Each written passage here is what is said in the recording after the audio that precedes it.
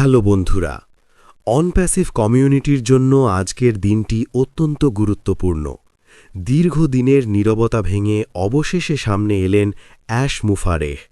তবে এবারের বার্তাটি কোনো সাধারণ আপডেট নয়, এটি একটি ৩ পর্বের সিরিজের প্রথম অংশ, যেখানে তিনি অত্যন্ত সংবেদনশীল কিছু বিষয় নিয়ে মুখ খুলেছেন। কেন তিনি এতদিন চুপ ছিলেন? কেন এসিসির মতো বড় রেগুলেটরি বডি তাকে নিয়ে তদন্ত করছে, এবং পর্দার আড়ালে আসলে কি ঘটেছিল? আজ আমরা ও নিউজ 20 এর প্রথম পর্বের প্রতিটি লাইন বিশ্লেষণ করব।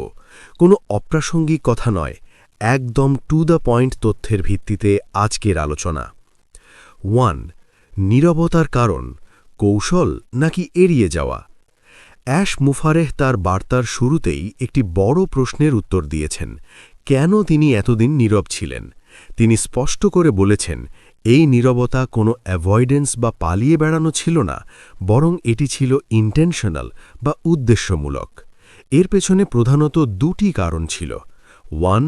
এসিসি কেস ও রেগুলেটরি চ্যালেঞ্জ। আপনারা জানেন, অনপ্যাসিভ বর্তমানে বেশ কিছু আইনি প্রক্রিয়ার মধ্য দিয়ে যাচ্ছে।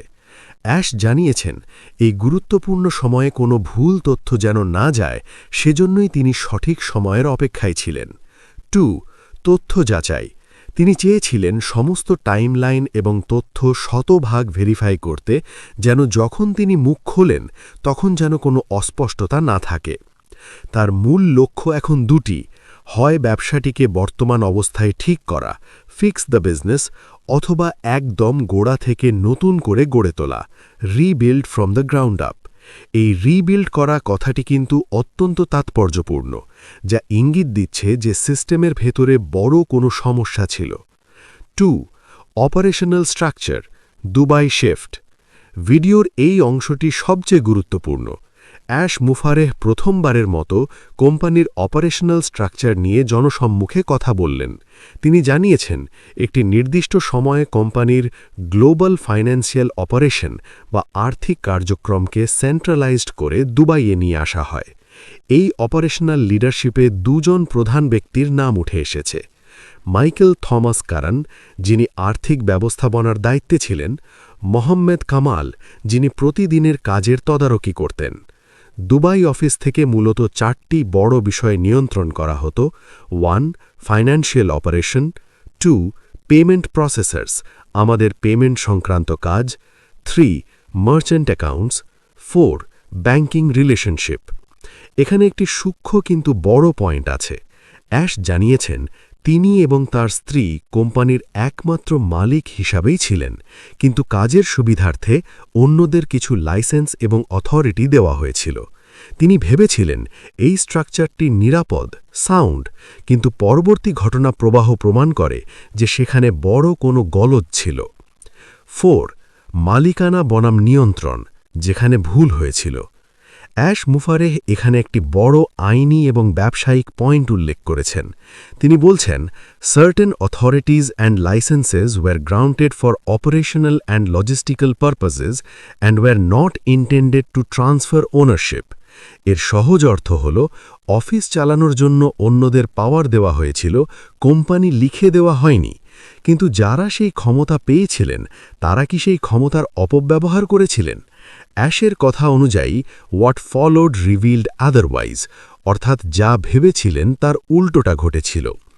একজন প্রো ইউটিউবার হিসাবে যদি বিশ্লেষণ করি, তবে বোঝা যায় অ্যাশ এখানে ইঙ্গিতে বলছেন যে তার অনুপস্থিতিতে বা তার সরলতার সুযোগ নিয়ে অপারেশনাল লেভেলে বড় কোনো আর্থিক বা প্রশাসনিক অনিয়ম হয়েছে, যার দায়ভার এখন কোম্পানিকে নিতে হচ্ছে।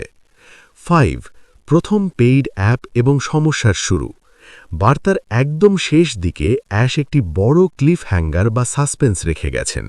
তিনি জানিয়েছেন, অনপ্যাসিভের প্রথম মেজর পেইড অ্যাপ্লিকেশন যখন লঞ্চ হল এবং সেটি যখন ব্যাপক সফলতা পেল, ঠিক তখনই আসল সমস্যার শুরু। সাধারণত সাফল্য আনন্দ নিয়ে আসে, কিন্তু অনপ্যাসিভের ক্ষেত্রে এই সাফল্যই কেন গভীর সমস্যার কারণ হয়ে দাঁড়াল? এটি কি পেমেন্ট গেটওয়ের সমস্যা ছিল, নাকি কোম্পানির ভেতরের সেই কর্মকর্তাদের কোনো কারসাজি ছিল, নাকি হঠাৎ আসা বিপুল পরিমাণ অর্থের সঠিক হিসাব রাখা সম্ভব হয়নি? এই সব প্রশ্নের উত্তর পাওয়া যাবে পার্ট 2-তে। অ্যাশ কথা দিয়েছেন যে পরের পর্বে তিনি সেই মুহূর্তটির কথা বলবেন যখন সব কিছু বদলে গিয়েছিল। 6. কনক্লুশন ও ইউটিউবার অ্যানালিসিস। বন্ধুরা, অ্যাশ মুফারেহের এই বার্তা থেকে একটা বিষয় পরিষ্কার, তিনি এখন আর কোনো কিছু গোপন রাখতে চাইছেন না। তিনি ব্লেম গেম বা কাউকে দোষারোপ করতে নয়, বরং ট্রুথ অ্যান্ড অ্যাকাউন্টেবিলিটি বা সত্য ও জবাবদিহিতা নিশ্চিত করতে চান। আজকের ভিডিওর সারসংক্ষেপ হল, অ্যাশের নীরবতা ছিল আইনি কারণে, দুবাই অপারেশনে বড় রদবদল হয়েছিল এবং ক্ষমতার অপব্যবহার হওয়ার একটা ইঙ্গিত এখানে পাওয়া যাচ্ছে। পরবর্তী পর্বে আমরা জানতে পারব সেই পেইড অ্যাপ লঞ্চের সময় আসলে কী ঘটেছিল। আপনাদের কি মনে হয়, এই পরিস্থিতির জন্য কি সত্যি অভ্যন্তরীণ কর্মীরাই দায়ী?